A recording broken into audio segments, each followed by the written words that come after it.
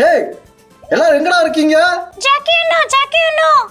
ஜானே என்னடா பண்ணிட்டு இருக்க நீ? கடல் ஆளே காணோம். வேலை அதிகமா இருந்துச்சா, அதனால நான் உங்க பார்க்க முடியலண்ணா. சாரி அண்ணா.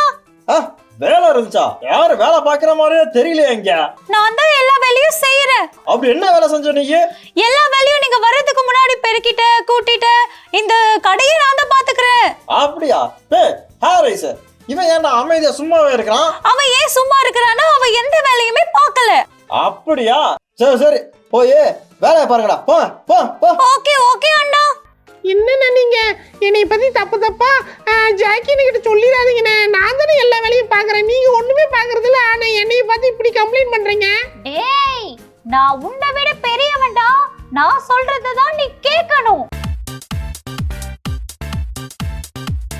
லா லா லா லா லா